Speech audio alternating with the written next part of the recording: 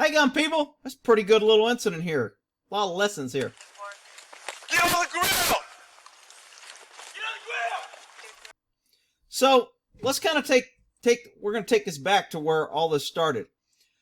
So the person they're chasing, the original call, and you'll hear the 911. Let me just play the 911 call, and then you can figure it out, and we'll go how it goes. This might be long because it's pretty long footage, and they got a lot of good footage. And even though this guy wasn't armed with what I call a traditional weapon, he had what's called an impact weapon. An impact weapon is anything in your hand that you can use to hit somebody that increases your ability to do damage. And that can be a pipe, a screwdriver, a bottle, a wood log, a hammer, whatever. So those are impact weapons. There's not your traditional knife or gun. So, and they end up shooting this guy. And normally they could have done something else since he didn't have a gun or a knife. And they probably could have here. But I think I'm going to side with the cops on this one. And I'll tell you why when we get to it. Here we go. Top Street? Is there an apartment number? What's your cross street? 24th Street. Okay, tell me what happened. A man just broke into our apartment. Okay, where's he now? I don't know, he walked out. He came in asking for someone. He broke through our door. Okay. And he walked in and he walked away when they said he wasn't here. Were you inside when he broke in? Yes. Okay, so let's explain what 911 is trying to get to here. 911 is trying to determine what crime we have. Is it a felony? Is it a felony in progress? He kicked the door in. They want to make sure it's not a little dispute or somebody got locked out and maybe went to the wrong house. So and actually I think the dispatcher does a pretty good job with her questions how she handles this call. So she's trying to figure out why the guy kicked her door. What did he do when he do inside? Because remember, in California where this happened, I think, in San Francisco, a burglary, you have to enter a dwelling with the intent to commit a felony or a petty or grand theft. So breaking into a door is not burglary if they can't prove that you went in there to commit a felony. And you're going to learn why this isn't burglary. Even though they dispatch it as a prowling burglary, technically it's not a burglary is a felony. And if it was a burglary, it gives it a higher priority on the dispatch list, and it gives officers the ability to react at a higher level or aggressiveness or reasonable suspicion or probable cause, whatever you want to call it. It gives them more justification to treat this as a felony in progress versus a misdemeanor. Okay, 1 second. Stay on the line, okay? Just repeat your address. Top Street. Okay. And that annoying date and time in the background, I think dispatch just has that so it marks the tape on what time and what date things happen. So I can't turn it off, and it's not another video playing, but it's kind of annoying. Okay, 1 second. And the apartment number again? Number. Okay, tell me what he looked like. Was he white, black, Latin, or Asian? I don't know. He was of average height and rather slim build. He may have been Latino, but I don't know. Okay. He had dark short hair, and I believe he had facial hair. Facial hair, thin build, and about how old, do you know? I would say he was in his 20s or 30s. Okay, and about how tall so the officers know who they're looking for? Notice how she's explaining why I'm asking these questions, because this girl is scared, even though her husband's there. She's still acting pretty kind of like she's out of control, so I'm not sure why. You know, I mean, maybe if you've never been to burglar or whatever, I guess. I don't know. But it seems to me like this woman's making a big deal when a guy just kicked her door in, said who's there, and then he left. Your husband's there, the door's secure. You know, you're living in San Francisco, so what do you expect? You know, they pretty much legalized crime. The homeless is out of control. They got open borders. What do you expect to happen? I don't know why this even shocks the woman. But anyway, and of course, she probably doesn't have a gun because, you know, by taking away guns from good people, somehow you make them safe. But I digress. Average height, maybe like under 6 feet, but I really don't know. That's okay. What color clothing was he wearing? I believe he had on a dark jacket and dark pants. Dark pants. Okay. How did he break in? He broke like the wood is broken. He completely broke off the side of the frame of the door. Okay. So she's trying to get forced entry. It would have been better if it looked like he kicked it, or he was banging his shoulder, or he was screaming. This woman who's calling in, and like most people who report crimes, they don't know how to get to the meat and potatoes of the freaking crime. Tell me what I need to know to help me. So it's like pulling teeth, but I think the dispatcher does a good job. Okay. Did he have any weapons? I didn't see any. Okay. 1 moment, please. Does anyone know who he is? Hi, I'm sorry, what was that? Does anyone know who he is? No, I've never seen him before. No one by that name has lived in this apartment for like a decade.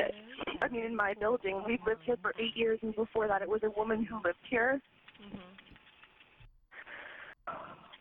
Okay, and then you don't know which way he left from... No, he literally just, he walked in, and, I saw him, and then he asked if I was here. I said no. I believe he asked again, and then he walked out. My husband woke up at that point and went and, walked down the hall towards him, but I believe the man just walked away. Man, her husband's a hell of a sleeper. This dude's got the ability to break in. His wife's got time to ask him, to listen to him, ask her twice who's here, and leave, and then her husband wakes up. Man. I bet you he sits down to pee. Oh, anyway, I digress. San Francisco. Okay. Or asked and then walked away, and you don't know which way he went? Yeah, the stairs, but I don't know.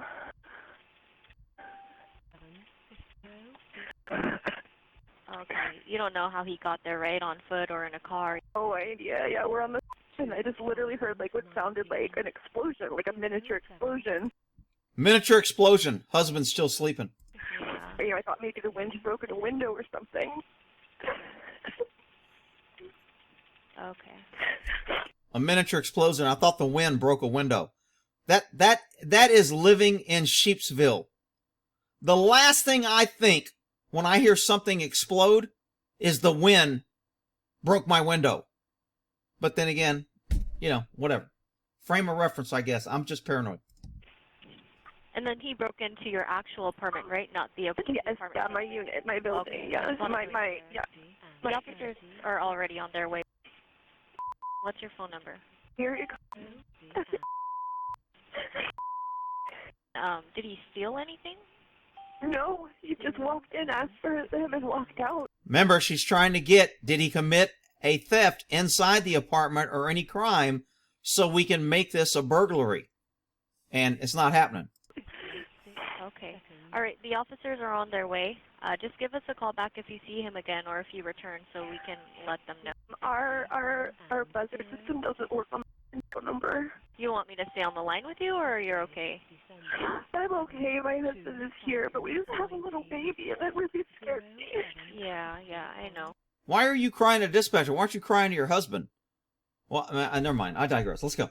So they're on their way. If anything changes before they get there, give us a call, okay? Okay, thank you. Our 8 Party 603 Prowler, Cat Street, unit number process 25th. A male just broke into the RP's apartment and left in an unknown direction. Saturday, December 7, 2009. Okay, so this is going to tell you what kind of frame the mindset or the frame of mind the officers are in when responding. Cops are like, oh, great, he broke in the house and he left. It's probably, an ex-boyfriend or something. So they didn't say he broke in, asked for somebody, he was forced to get in. The woman's really upset, said he didn't belong there. It sounds like, he didn't ask. Did he seem like he was on drugs or whatever? I think the other dispatcher asked the second call.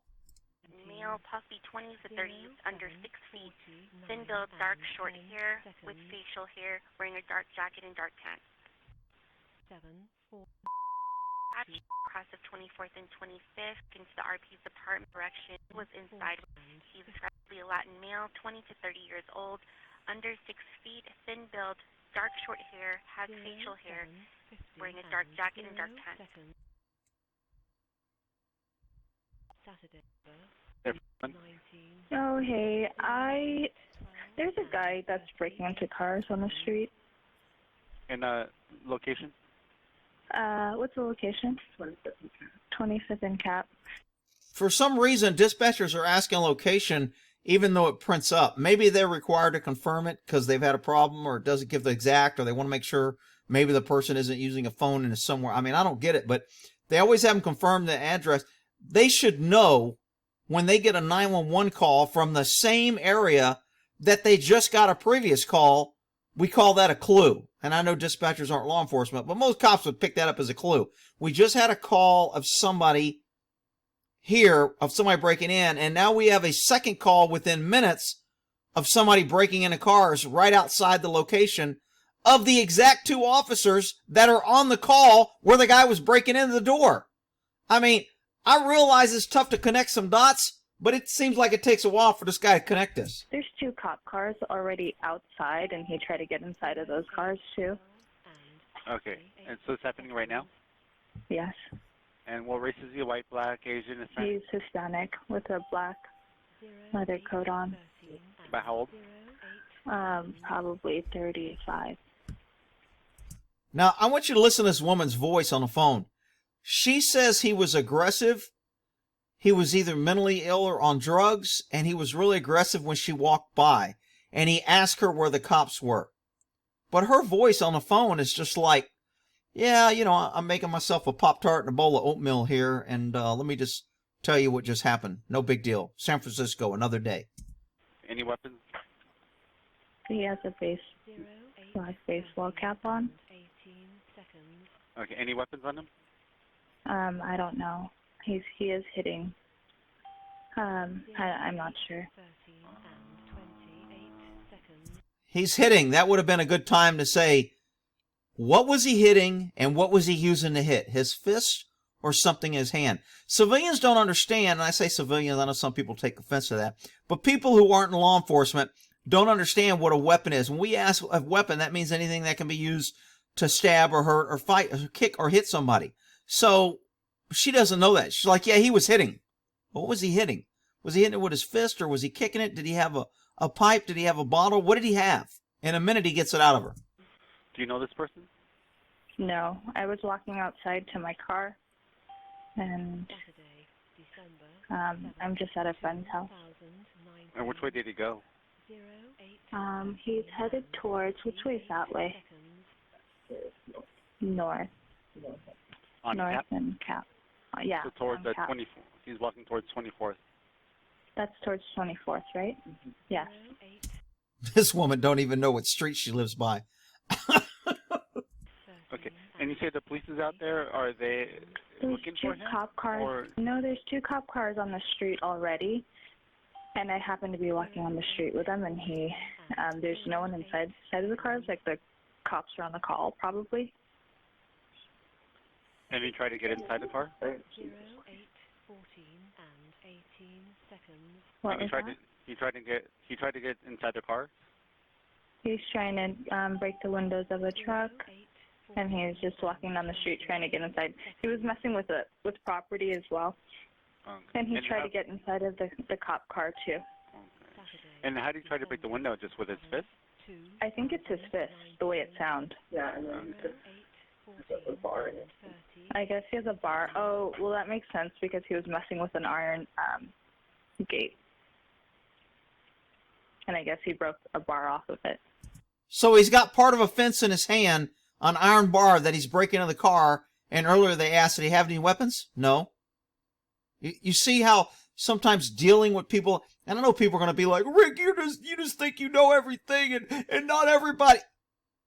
To me, somebody's got a bar breaking into a window, that's kind of, he's got a weapon, but maybe it's just me.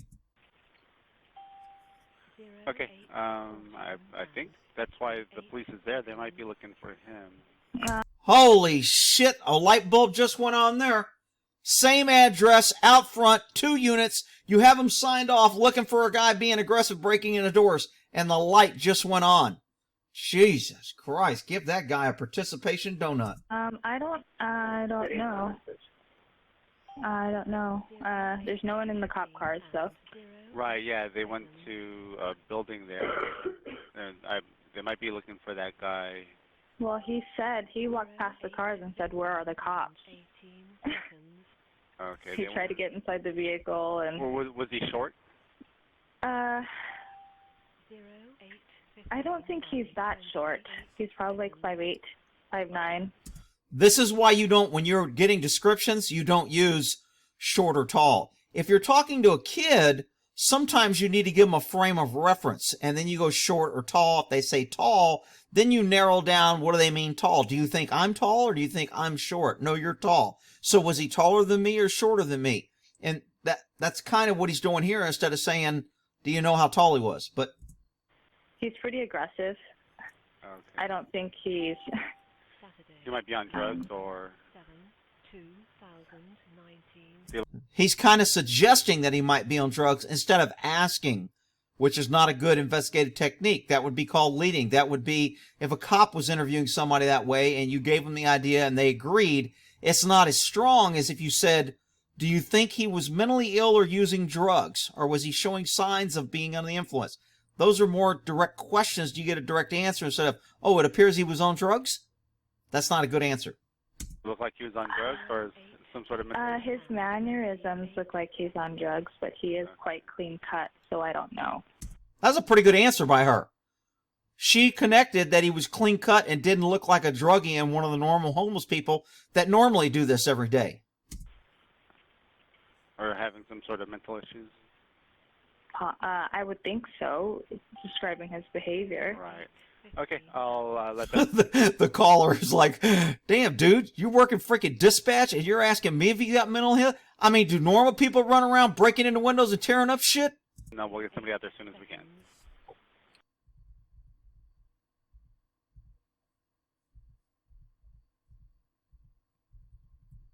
All right, I'm just bumping it forward here till we get to the video. Okay, so, Joe, you know what's going on? This is the suspect, and he's walking across the street, and you'll get a better view in a minute, and this is two cops coming in looking for him. Now, here's where I got a beef, and I'll do it when he gives a close-up, but go ahead and watch this. And since there's no audio, I can talk. So he walks like nothing wrong. He sees the cop. Pretty cool, calm, collective. Cops could have went, that might be our guy. Let's see where he goes. Instead, the cop makes an abrupt turn, sets his partner up, opens the door, and the suspect attacks his partner. Partner can't get out of the car. He's getting attacked with a bottle right now. Driver gets out, comes around, he hits the driver in the head, busts his face and head open, and then the chase is on. And they'll give you a closer view here in a second. Let me bump this up here. Here comes another unit. Here comes another unit. All right, here's a close-up. So, here comes the police car.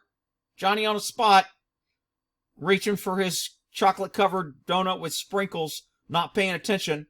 Here comes suspect over here. So we'll move this back just a little bit.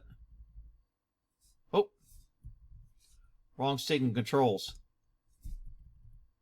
So here comes suspect. Here comes car. Cops are like, hey, that dude looks like a subscription. Yeah, he does look like that. Shit, I don't want to put my donut down. All right. Now, here's where I'm going to crack on the cops a little bit. I don't contact people when I give them the advantage. I contact people and suspects when I have the advantage. I would have let this dude walk off, park behind him, maybe followed behind him, maybe got a second unit. These are 2-man units, so they figure out, oh, we'll just stop him. He just kicked in a door. He's carrying a bottle, I guess a large vodka bottle in his hand, which is, if it breaks, he can cut you. If it isn't broken, those damn things hurt. If you don't believe me, try to break a wine bottle over your head and see how it works out. Anyway, so these cops make a tactical error by contacting him when he has the advantage. Now, granted, I'm going to have the cop lovers coming here. Well, Rick, who would predict that if you open the door and he runs? I would. I would predict that he could do that. And if he did do it, I don't want to put myself in that situation. See, the crybabies who want to protect cops who always want to go, well, Rick, they didn't know and it wasn't. Well, they're paid to be suspicious. They're paid to know. That's called street savvy. That's called smart. That's street smarts. That's called survival skills. You know, I'm not going to contact somebody when I give them the advantage. All right, here we go. So he would have walked on by and they could have set this up. I think the guy yells at him, maybe to get a response. He stops and pauses. Now they block him. This driver just, dude, I can't tell you another time my partner will pull up to some hot call, either gun shots fired, gun call, knife, large fight, and he sets my ass up to where I'm trapped in the car, and I'm cussing the whole time. I got to climb over the seat because I ain't getting out of that side of the car. I have climbed over the seat and got out of the driver's side many times because my partner set my ass up. And sometimes they did it on purpose because they thought it was funny. They were like, okay, yeah, for that last call because you called me a dummy, watch this, get out of the car. And they put me right up in the middle of the shit so I can't get out. So this officer set this guy up pretty bad. I don't know if he meant to set him up, if he doesn't like him, if he thought it was funny, or if he's just stupid. I'll let all the cop haters and lovers figure out which one I meant. So you open a door on a suspect that was violent and kicked in a door, possibly on drugs or having mental issues. And Rick, who could predict this? Well, I think Ray could predict it, but we'll see.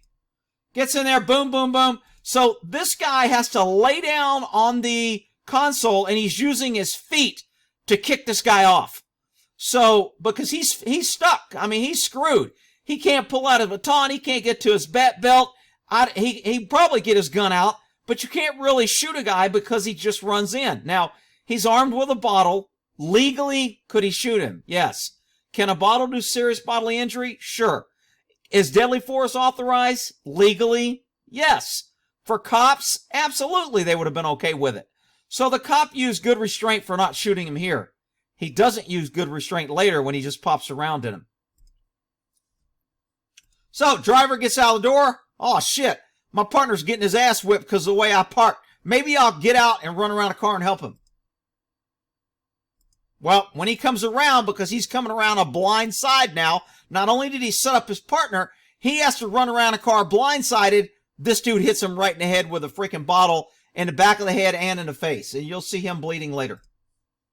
Rick, you're just happy because the cop's bleeding. I'm just telling you what happened, you big dummies. So they cut where they shot him here, but they'll show it in a minute. So this is after the guy gets shot. Let me pause it and I'll go to the other part. Okay, so cops pull up. This is their body cam. And this guy's got one cop on the ground. So the other cop's finally getting out.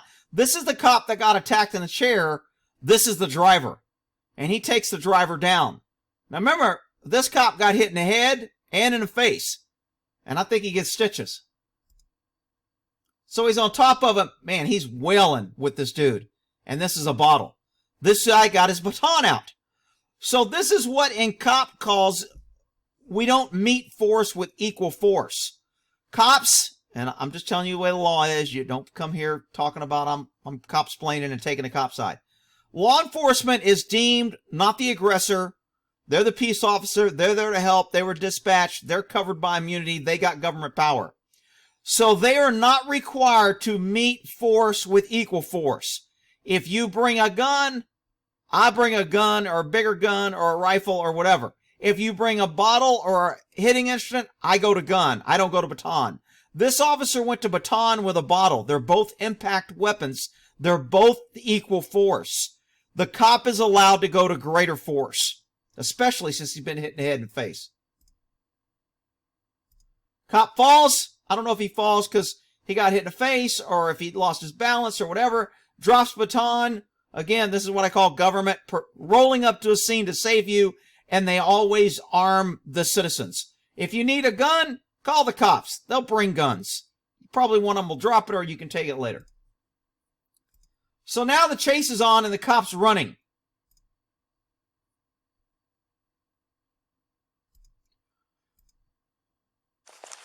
Get on the ground now!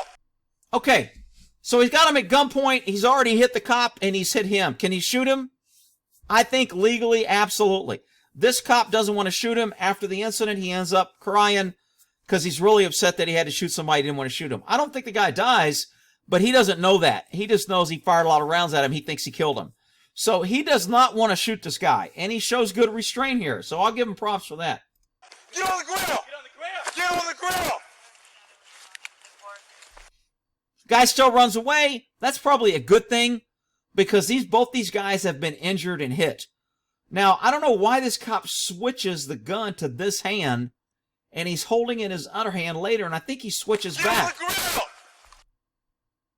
Maybe he has something in both hands. What? Get on the ground! What's in that hand?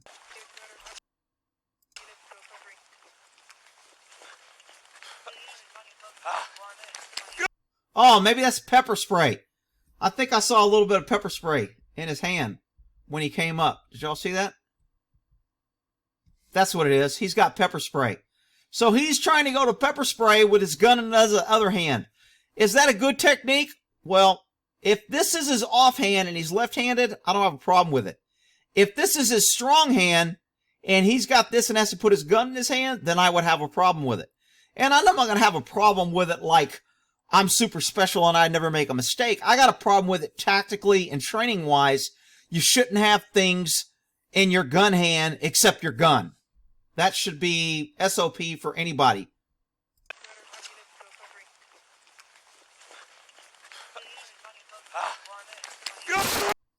Okay, so he kept his gun in his left hand. He's holding his pepper spray. I guess I can't get that one little scene there. So he pumps, I think, 5 or 6 rounds. The report shows it. I'll show the report afterwards. Guy goes down. Now, I don't know where the bottle went. I was looking. I thought he might have had a knife or some other weapon. This is where the other cop kind of shouldn't have fired. Shot fired! Shot fired! So this cop shoots him right now because he's getting up. That's probably not justified. Is the DA going to charge him? No, this guy's got a big old gaping cut on his face and the back of his head. They're going to say because of the trauma, he wasn't thinking. He was probably blacking out. They're going to justify this round. Do I justify it? I'm on the fence on this one. Only because I think it's reasonable that he was hit in the head and he's hit in the face and he saw the other cop shot and he doesn't know if the cop saw a gun or a knife. He doesn't want this guy get up and maybe shoot the other officer. The officer ran away. He doesn't know if the other officer was stabbed or shot. This is a highly, rapidly evolving, tense situation. They're all confused. This round, I'm going to give it to the officer. And I know I'm going to have the freaking cop haters coming here. You're just bootlicking. I'm just looking at totality of circumstances. To me, his shot was not unreasonable. It wasn't malicious. It wasn't totally unjustified. He rolled up, got out of his car, and just fired off a round. He was involved in a fight. He was in the chase. He could be blacking out. He's losing blood. I'm okay with this shot. You can go ahead and hate me in the comments. Stop! So this cop immediately recognizes, dude, don't shoot him anymore. He had the bottle. He dropped it. I didn't see a gun. He doesn't communicate all that, but in his mind, when he's yelling stop, I guarantee you that's what he's thinking. There's no gun. There's no other weapon. Don't shoot him. So he actually moves in and tries to save the guy, which again, when he breaks down later and starts crying that he had to shoot this guy, he's dealing emotionally with this. The guy only had a bottle. Did I really have to shoot him? He attacked me. He attacked my partner. So is this a lawful shoot? Justified? Yeah, absolutely. This ain't gonna be no problem. Morally, this guy's gonna struggle with it because, like I said, I could have shot people with knives and guns before, and I didn't. But if I shoot somebody with a knife or gun, I'm going to be okay with it because I know it's my only alternative. Maybe this guy is guessing that it wasn't his alternative. I don't know. This is going to be justified. Do I think the cops are bad or evil or did a bad job? No.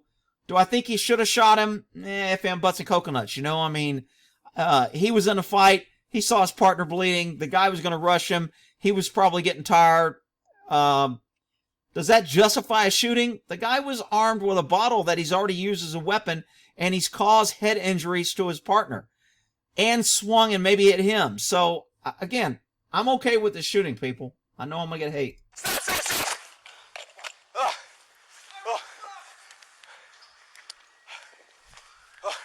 Render raid! We're trying to render raid now, So this guy's really jacked up. He's on the radio. We're trying to render raid. He's trying to go up. He's telling the other guy what to do. He's staying in the fight. He's trying not to get disengaged. He's burning up all that adrenaline. He just used deadly force. He's in fight or flight. He's trembling. He's probably having a hard time getting his gloves on. He's gasping for air. Both these guys are a little confused. He's yelling things. This guy's got a head injury and a face injury. So I'm not beating these cops up on this one, even though they're San Francisco and, you know, I'm just not going to beat these guys up on this call. I would if I thought they were wrong and did something negligent, but I don't think they did. Hey, render aid, glove up, render aid. So he told him to glove up. He doesn't know what this guy, especially in San Francisco, you glove up on everybody. Even in California, anywhere, you glove up. Because they, they got open sores and oozing cuts where they're shooting up and infections. And, they've already found in LA and San Francisco, typhus and all the pre-medieval diseases, bubonic plague, you name it, they got it. You don't want to handle somebody without gloving up. So this guy's bleeding, and he kind of knows he's bleeding. He seems a little dazed. I mean, somebody might say this guy, oh, he don't care. He just shot that guy for no reason. That was BS. I think he's a little dazed. I think he's a little out of it.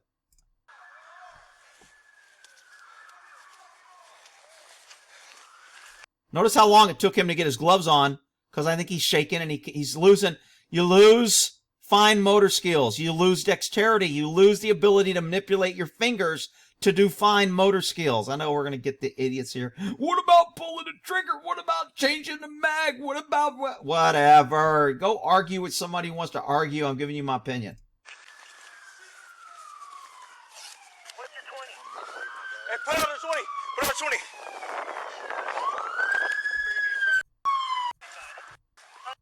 He shot. Shot. Hey, shot.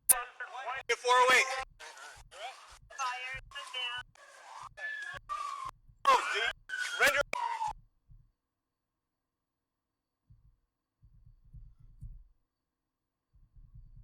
So I'm trying to bump it up to where he goes to the car. Grab it on my back. California exempt.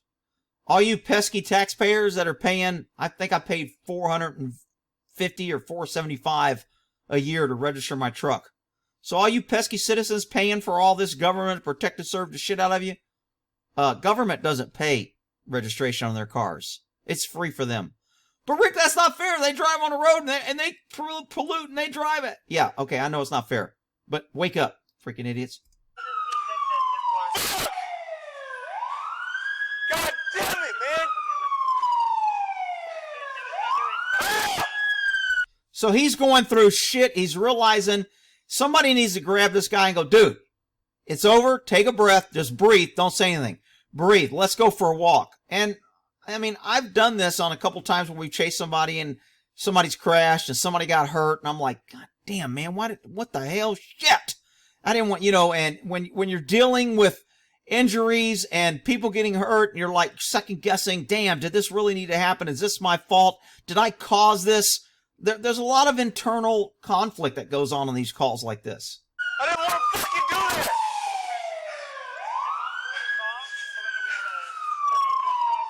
Are you okay? I'm good. I didn't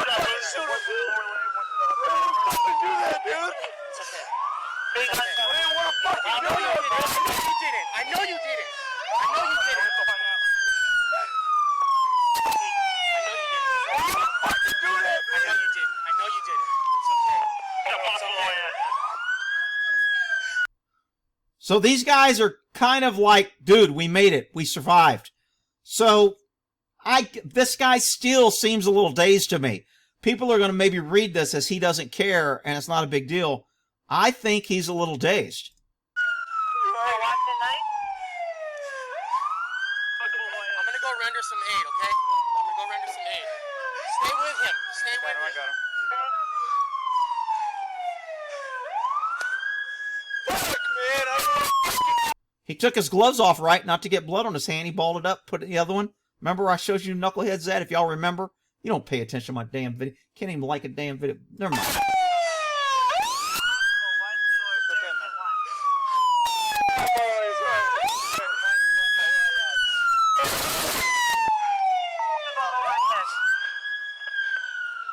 Yeah, 1-5 Adam regarding this is for sure an OIS. Need a POA rep out here.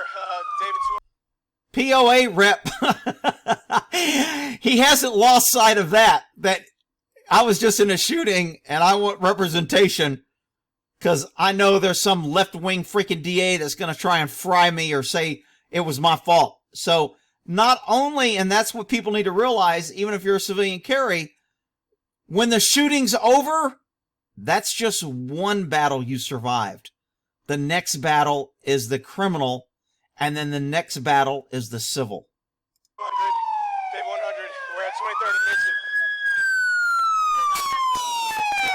23rd and Mission, 10-4. Freaking 2019, and freaking police departments haven't figured out to turn off sirens when you open the door so cops don't have to do it, but whatever. Yeah, we're rendering aid. We need a 4-way code 3. The victim's down, multiple gunshot wounds. You see how he's on the radio hollering out all kind of stuff? This is why I tell people don't stay on the phone with 911. You're going to want to talk. You're going to want to explain. You're going to want to justify. You're nervous. You want to do something because your whole body, the hairs are standing up and your heart rate's up and your adrenaline's up and you're sucking air and your whole body is saying, I have to do something. I can't do nothing, because fight or flight tells you you can't do nothing. You got to do something, either fight or flight. And I know there's fight, flight, or freeze. People come here and try to be smart. Oh, what you forgot about freeze? Shut up, you big dummy. The victim is down multiple gunshot wounds. Copy that. Hey, turn that siren off. Knucklehead standing right there in the street next to the siren. And the guy who just said to shoot somebody has to tell him to turn the siren off. These are the people that show up that just drive me nuts. They always want to show up and just stand around and be looky-loos.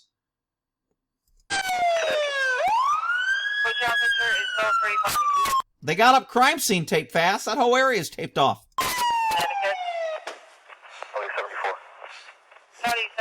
from CC and copy. And which other officer? This dude's like, damn, I found my baton. That's cool. I thought I was going to pay for that shit.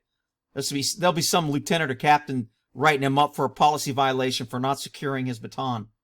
Mr. 040? 93 Adam, code 3 from Florida, 24. Sir, you alright? Yeah. He cut you? Yeah, he 200 on 97. 40, I copy. I don't think the guy knows he was hit in the back of the head yet. In a minute, I'll show you the pictures of the back of his head. This is where the cop that shot him really breaks down and starts crying. We have two tourniquet points on him. Two tourniquet on the victim, copy. 110 to all those units. The dude that got hit in the head is like, damn, I'd rather get hit in the head than have to deal with the bullshit that's coming down because you had to shoot somebody. And here comes your quarter promotion, Johnny on the spot to take over because she was promoted, because participation promotion, whatever. Turn off your BWC. I didn't want to do that. All units, turn on your BWC. All units, turn on your BWC. Good with the bottle.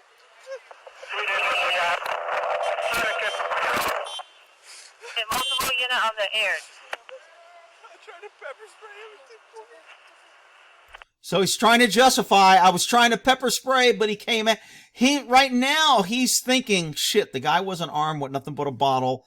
Is this going to be justified? Or am I going to be in the news? Is my whole life over? Am I facing going to jail because I shot somebody when I should have pepper sprayed him? Or, so he's, and everybody does that. And there'll be cops that'll be giving this guy shit. I guarantee you, there's cops now. Damn, man, I hope when I shoot some dude, I'm not crying. Man, he's out there crying on the freaking street. Man, what's up with that? Shit, he had to shoot that. So there'll be cops giving him shit for crying. There'll be other cops that's like, dude, man, this is a critical incident. He just survived a life-threatening incident. Most people go through life and never have to face life or death like when you have to shoot somebody. So I don't have a problem with this guy. I got myself. 110. Other unit, turn off. Now, he said I got myself, and I don't know if he means he shot himself or if he pepper sprayed himself or what that means. And sometimes they will make statements like that that make no damn sense. But, I mean, his mind's going 1,000 miles a second. Hot Correction. All unit turn off your... Repeating, all unit turn off your VWC. All unit turn off your VWC. So, I don't know if I like this. Dispatcher just told everybody to turn off their cameras. And to me, that should be obstruction. You are turning off a camera which can gather valuable evidence for a later investigation. It can grab statements. It can maybe get a witness identified. It can show where things and evidence are on a street. And in order for government to protect itself, they have the cameras. They pay for them. They're wearing them. There is absolutely no negative benefit to leaving those cameras on. And yet they order everybody to turn theirs off. I don't like that. Rick, you just hate cops. No. I think government needs to freaking be held accountable, and cops are out there with the ability to use deadly force and carrying guns, and they need checks and balances, and there's no damn reason to turn your camera off. So, if that means I hate cops, then great. I hate cops. Whatever. Freaking crybabies. All right, we'll end that there. Let me go. Oh, hang on. Let me show you the pictures from the debrief. So I find this shooting, I think, was on the 7th, and here on the 17th, they've already done a briefing. So, to me, December 7th, officer-involved shooting. And these are for the presentation on the 17th. So, 10 days later, so all this shit about, oh, a year later and all this crap, 10 days later, look how much information they were allowed to release. They have pictures of the bottle he used, although these bottles look different. That one's got a blue cap. That one's got a black. Is that the same bottle? Am I missing something? Anyway, and this is the officers' heads. Good laceration. Looks like they're cutting stitches or tying stitches. Looks like he might have got some stitches on his face. I don't know if this is the same guy. This shows a little map on where it happened. Another little map on a column where it happened. They got a synopsis. They have all, you can pause this and read it. I'll go through it so you can just pause. 1, 2, 3, pause. Here's for the crybabies, pause. Here's for the slow readers. You're moving too fast. Here's for the people that are like, hurry up, it's taking too long. All right, video, witnesses. Here's the charges. 245, assault with deadly weapon, 2 counts, because he hit 2 cops. He didn't hit any civilians, obviously. Assault on a peace officer likely caused great bodily injury. So 2 counts of that. Threat to an executive officer, 69. That's just kind of like a 148 resisting arrest, but it's a felony. Let's see, 594 vandalism, more than $400. I guess that was from the door. He kicked the door. Maybe he broke a window on a cop's car or something. Here's the 2 officers. Here's the investigation. And here's the links to some videos. So, they had all this in 10 days. And people are like, oh, it's going to take a year for the UPS debacle. It's going to take a year for 2 people with guns in New Jersey and 1,000 cops fired thousands of rounds and killed 3 citizens. That's going to take over a year, so you pesky citizens can forget about that. Anyway, hopefully you got something out of it. I thought this was a pretty good little shooting. Good, bad, trying to get you, to realize what cops go through. If you can, please hit the like and subscribe. It really makes me feel good. Whatever. Frickin' crybabies. All right, we'll end it there.